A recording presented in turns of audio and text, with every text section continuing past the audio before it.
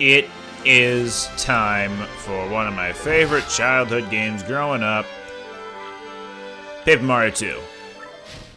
Otherwise known as Paper Mario the Thousand Year Door. Actually, just known as Paper Mario the Thousand Year Door.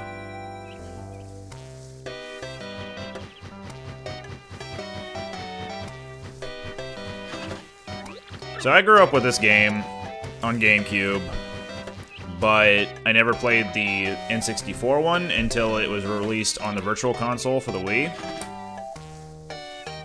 Also, those with fast eyes would have noticed Luigi's L flipping around once he grabbed the letter.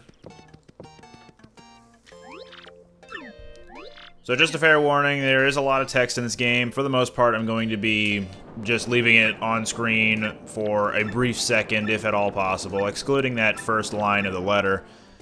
So if you need to pause and read anything, by all means. To those of you who don't know what Paper Mario is about, you play as Mario, who looks like he is made of paper. But part of the charm of Paper Mario 1 and 2, and Super for that matter, Super Paper Mario, were that the characters all look like they're made of paper, and the environment looks like they're made of paper, but they behave as though there isn't a whole lot of paper in the actual world. They're kind of oblivious to it. They're part of this production, as it were. Anyway, welcome to the prologue. A rogue's welcome. So returning back to that paper thing real quick, that's most of the reason why I hated Sticker Star, was that they really went ham on saying, hey guys, look, everything is made of paper. Ha ha ha. Get it? Because it's Paper Mario? Right?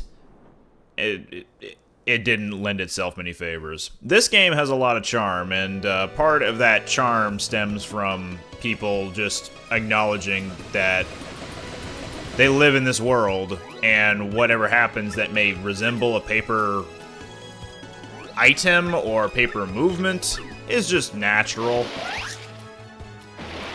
And the writing's great too, but if you're gonna be watching this just for seeing how I play the game, I guess I shouldn't say but, if you're watching this to see me how I play the game, then don't need to worry about the writing. You've probably already seen it before, but if you haven't seen this game before, it might be a little counterintuitive, I will admit.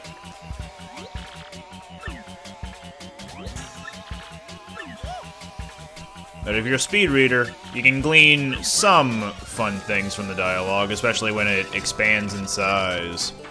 Anyway, this is how the battle system works. You can jump or hammer, and then you can also block. Here's how you jump. Tap A right in time, and there you go.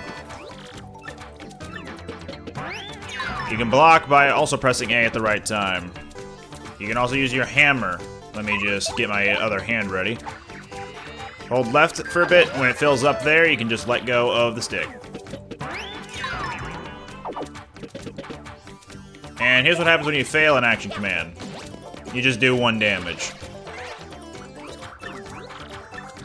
So, star points are your experience points. Collect 100 of them and you level up.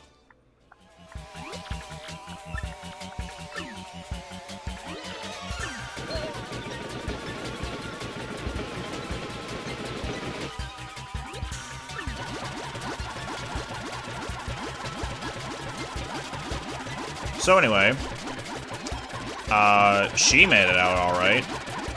And I made it out alright. That's my other name. We'll just leave them to their own devices and or sleepover.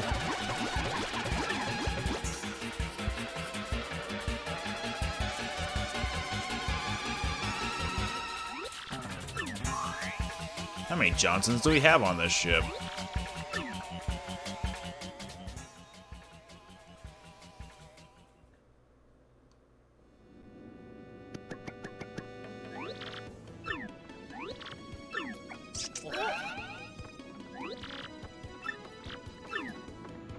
I'm the Mario, the trademark Mario. Wait, let's try that again. Trademark the Mario. All rights reserved.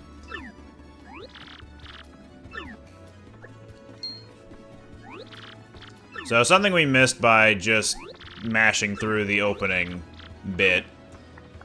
That is to say, before the game title screen shows up, there's a scene that plays out automatically. If you press A, you'll skip it.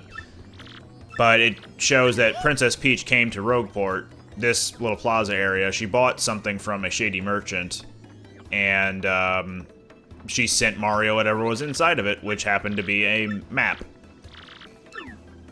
Anyway, Toadsworth is here too. And he's tasking us with finding Princess Peach. And also, if you're low on HUP points, then you can go to that inn over there where he's going. Also, another thing I love about Paper Mario is the partners. Goombella here. Give it a second, and all of a sudden, bam! Goombella. The partners all have great charm to them. They have their own uses out of battle and in battle. And I love that all the characters, including the partners, in the worlds, just are other Mario species, but in a different outfit or appearance. Goombella here is a pale Goomba with blush, with one tooth, with a ponytail, with an archaeologist's outfit, and it's just cool. Look at this Goomba. He's got a hat on. That's cool. What the hell is that thing? That's one thing I still despise, what they did for Sticker Star, and I guess to a greater extent Color Splash, but Color Splash had a lot more charm going for it that I was able to forgive it. Sticker Star was just bad, and if you like Sticker Star, good for you. I didn't. So get used to hearing me bash on it a good amount. And I'm sorry if it ever gets tiresome. And I'll also be praising this game's charm, too. I will say up front, too, and I apologize in advance if I do focus on it a bit too much, is there's a lot of backtracking in this game. You go to one place, get told you need to be somewhere else, you'll go somewhere else, you'll do something else, and come back to the same place you were just at. It's a lot. There's a lot of walking back and forth. And I can see why new players of this game nowadays would definitely have a bit of an issue with it. I grew up on nostalgia, so that's mostly what's going for me here. I know my way around the game pretty well, I'd like to think, and I just enjoy playing it in general. But if you're not used to it and you're more used to more advanced RPGs, say like maybe even Pokemon. I was gonna say something like Persona or something like Xenoblade. Trying to think of other RPGs that aren't super JRPG. Who? Anyway, I'm trying to think of other RPGs that aren't super anime. Maybe.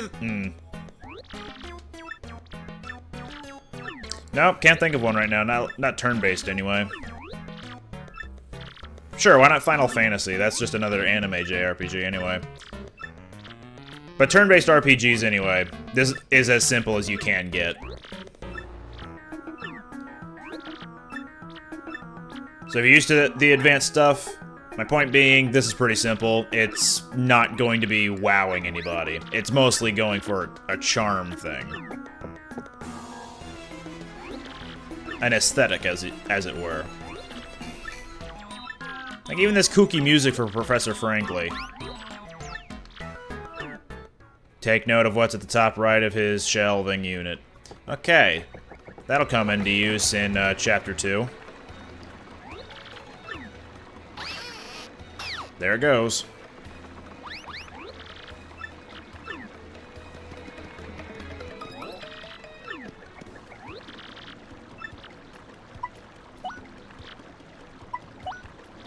Okay, just wanted to get that out of the way so he didn't have to repeat information I've already mentioned.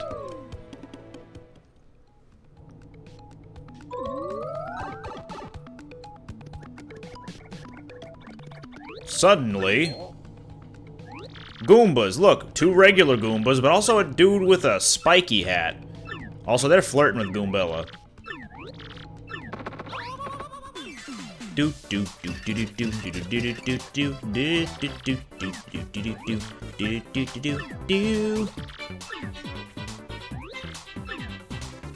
So something to keep in mind is that spiked Goomba is going to do 2 points of damage. We're going to have to take him out pretty soon, but Goombella has a head bonk, which is just a jump. Time it right, and you can get 2 bonks off.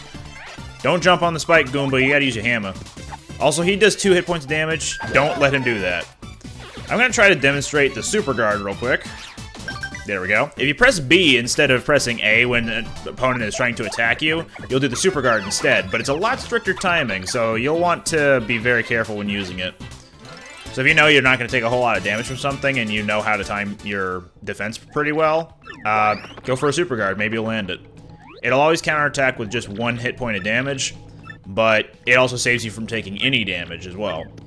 I think there may be some moves that cannot be super guarded. I could be wrong on that. Well, Frankly just walked on air. He's a better partner than Goombella ever will be. Don't tell her I said that. Oh, hi, Goombella. Partners in the field will also have abilities that they can use. Goombella's is purely for information gathering, like if you don't know what you're doing in the world, what to look out for. So if you press X at any time, you can use your partner's ability. For Goombella, she'll just tell you where you are, and if you're next to some interactable character, she'll tell you a little bit more about them. In battle, you can also tattle on somebody. So if I was to just switch over to Goombella, use tattle, she gives you detailed information about the species that you are currently fighting, and then from then on, no matter when you fight them, that species will have a health bar visible, which demonstrates how much hit points they have, how many hit points they have, and they always have the exact same hit points, attack damage, defense points, you know, stuff like that. Anyway, you can also, first strike, which is what I've been doing so far. Swing your hammer or jump on an opponent and you'll do some preliminary damage before the fight actually begins. Also, don't mind the stylish stuff just yet. I'll get into that after the prologue. Sorry, not even after the prologue. When it becomes applicable.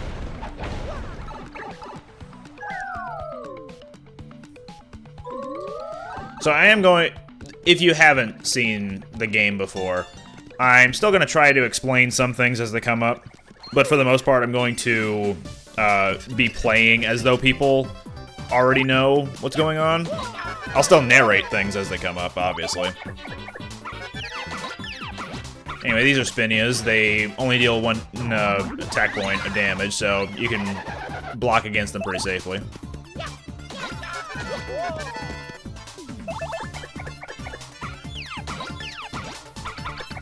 In case it's of any concern, doing stylish moves does not affect you at this current point in time.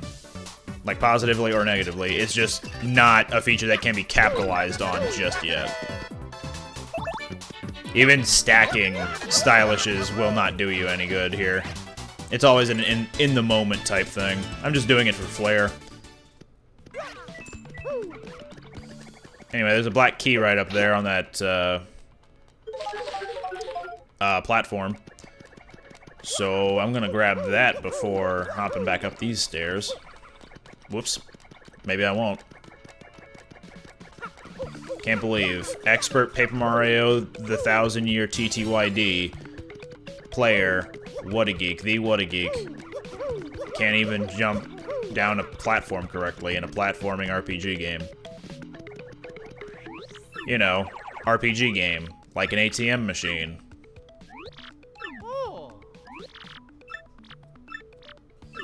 Anyway, a hero. Don't tell them that we're going for the crystal stars. The what now?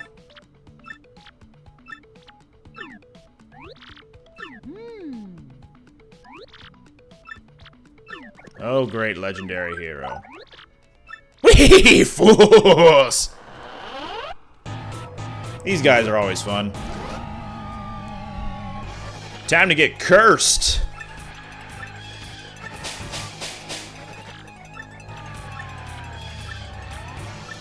Oh no, now we can voluntarily step onto one of these platforms and then voluntarily press a button and we turn into a paper airplane and we can control ourselves with left or right to change our trajectory.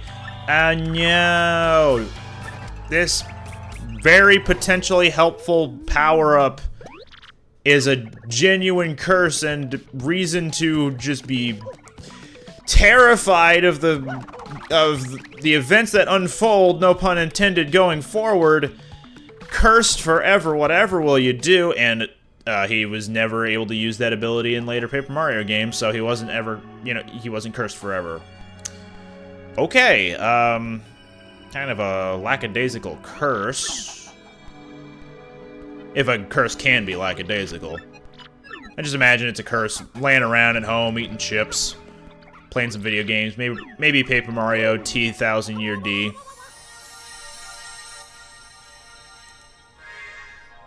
Anyway, we got glowy stuff.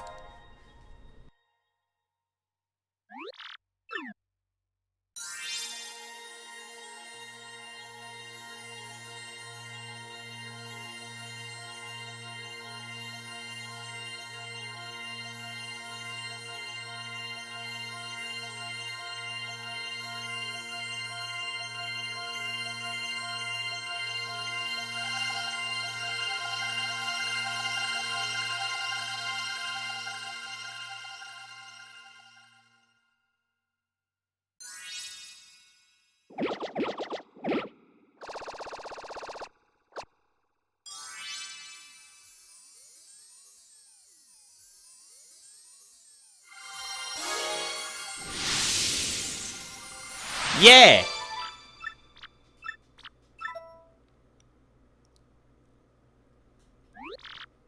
The map! 3 exclamation points. Oh yeah.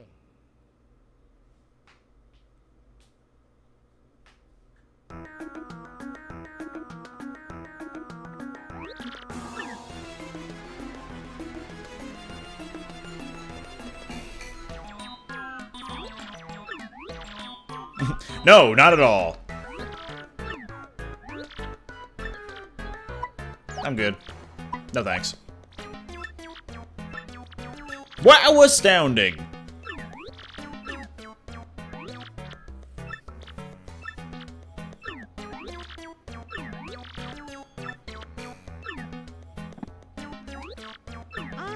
Do you have a pipe pass? Oh yeah.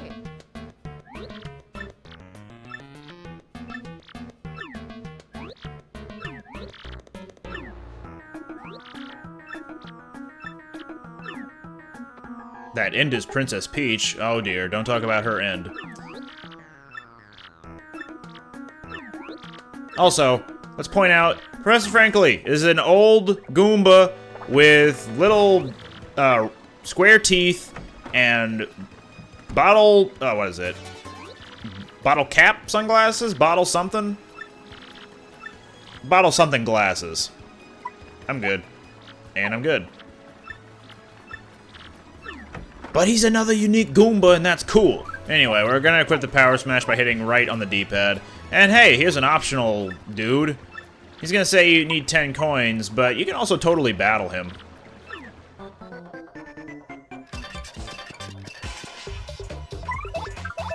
Now, Power Smash. Whoa! Whoa! Aha! Take that. Power Smash is just a more powerful hammer attack. So, this guy, Gus, he's got a point on his spear. And, Goombella can't jump on him, unfortunately. Another one, wow. I can use a Fire Flower, though.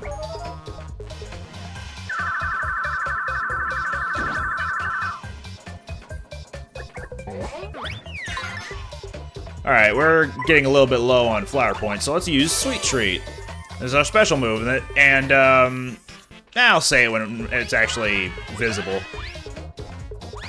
But by tilting left on the analog stick, you're able to fling miniature stars at these little icons, and the more you hit, the more of a particular stat gets restored. So hitting flowers restores your FP, your flower points, that is, and the character icons with hearts above them, that restores your HP of whichever character you're targeting.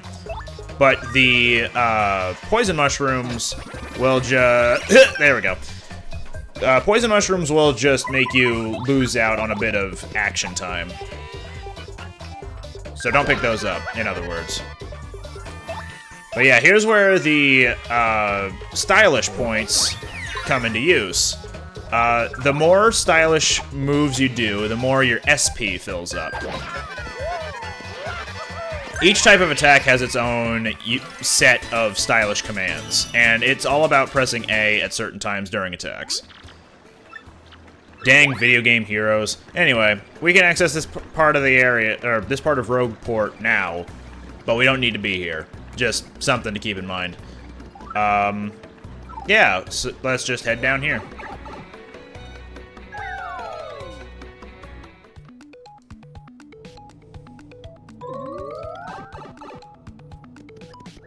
Sorry if I'm going a little bit fast for new players to understand, but in time, it may click at some point. At least I hope it will. This guy is Dazzle. The star pieces I've been picking up so far, you can use them here to trade with him. There are some really good badges here, especially the Power Pluses and Quick Change. Power Plus will up your damage you do in general by 1. Just Mario, but Power Plus P is for your partners. Flower Saver will save on flower points needed to do special attacks that, you know, require them, so like Power Smash. And Quick Change, when you have more partners, will allow you to swap and still do something else on your turn. Like swap your partners mid-battle and then still do something else on your turn. Nah, I don't need to save. But let's get going over here. There's a spiked Goomba here, actually. Let me, nope, that didn't work. Oh, we had 2 of them.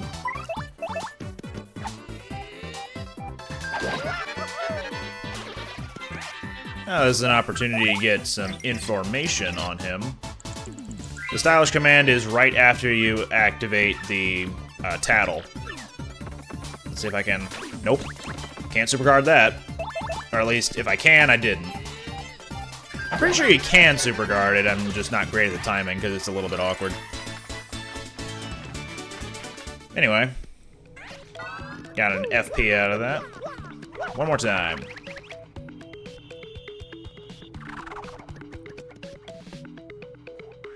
Huh, tentacle, that's not suspicious.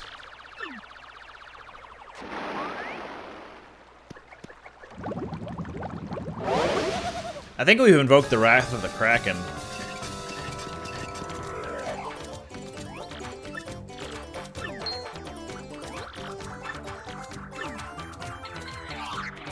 I got a couple of Tentacles right now.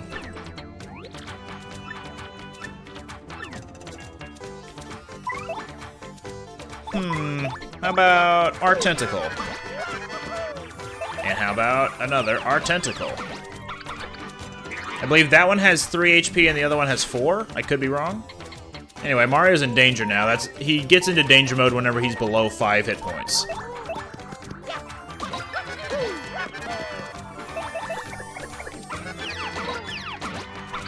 But that Tentacle, I think, has 4 hit points, and now the blooper is down on the ground.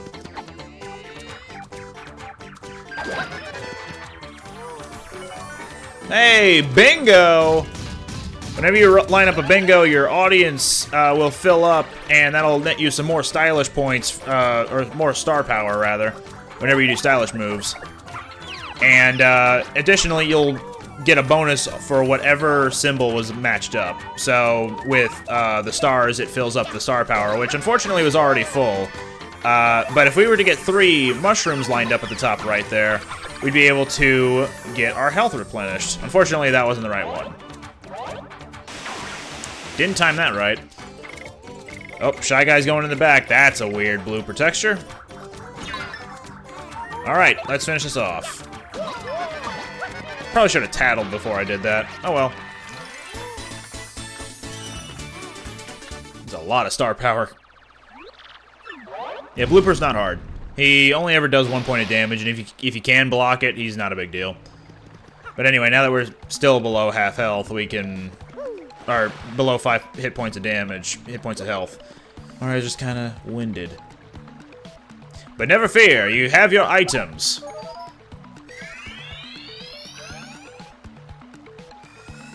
Alright, let's move on. I think I feel a new chapter coming on.